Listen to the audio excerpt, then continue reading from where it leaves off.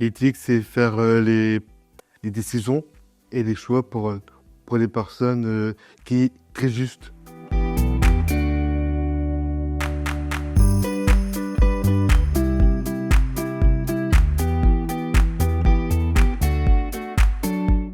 J'étais enchanté de découvrir qu'il y avait une proposition de réflexion, de distance par rapport à l'action et d'analyse de tout mode d'action à l'intérieur de l'association des Papillons Blancs.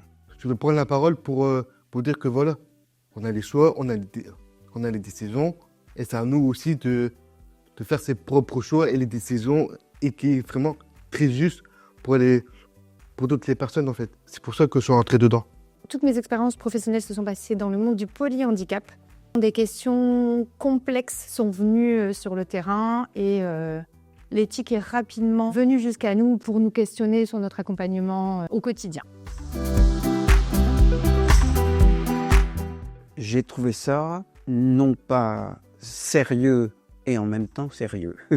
Non pas sérieux parce que c'était pas grave, mais sérieux parce qu'il y a eu tout un processus de parrainage et d'explication ou d'invitation à m'expliquer pour entrer à l'intérieur du comité éthique. Sérieux parce que réellement une implication et une volonté de l'association de s'impliquer dans des questions essentielles et qui touchent à la fois les professionnels, les familles et les personnes accompagnées. Le comité éthique a été assez fluide dans la mise en place puisqu'il y a eu l'ouverture du comité éthique qui a expliqué le fonctionnement, les missions à tous les établissements qui souhaitaient participer déjà à l'ouverture. Puis nous avons été formés à l'éthique, formation que j'ai très bien vécue, qui a été intéressante, qui a permis de prendre le temps, qui nous a poussé à la réflexion. Et le comité éthique a pu répondre, que ce soit professionnellement et personnellement,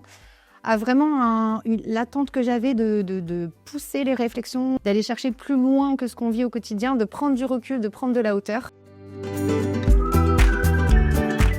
Il s'agit de partir d'abord d'une compréhension de la situation de laquelle nous sommes saisis et partant de là, de pouvoir, au bout d'un long chemin, pouvoir prononcer ensemble un avis. Alors ensemble, c'est-à-dire les professionnels, les personnes accompagnées et les familles. Comme aujourd'hui, là, pour la saison numéro 2 de ce matin, c'est nous qui avons pris la parole avant et après les professionnels pour les orientations, les aides, pour la liste d'attente, tout ça. On va parler d'abord nous, chacun leur ressenti, travailler avec la marraine ou le parrain, et après les professionnels pour parler un peu en général en fait. La méthode de travail est pertinente, elle est fluide, elle permet vraiment de travailler en entonnoir dans nos réflexions, de partir d'une question précise, de prendre de la hauteur et de généraliser. Mais là, ce qui est intéressant, c'est aussi de généraliser une problématique et donc d'apporter une réponse au plus grand nombre. Et en tout cas, si ce n'est une réponse, c'est vraiment une réflexion et venir avec la vie éthique, éclaircir nos accompagnements et aller au plus proche de ce que la personne a besoin. Il s'agit d'être saisi par une personne accompagnée, par un professionnel ou par l'institution autour de questions qui ne sont pas nécessairement prises en compte à l'intérieur du fonctionnement ordinaire et du fonctionnement pratique et de terrain de l'association. Donc là, on a fait notre premier avis éthique, on a pris le temps, ça nous a demandé des relectures, des requestionnements, mais au final, on est satisfait de ce qu'on propose et la prochaine étape sera vraiment de divulguer la vie éthique auprès des établissements. Et là, ça sera, on sera arrivé au bout de notre mission quand la vie éthique pourra redescendre aux professionnels de terrain et que ça puisse amener vraiment un plus dans leur quotidien et dans leur réflexion d'accompagnement. Les échanges sont nombreux, intenses, parfois divergents, parfois en accord.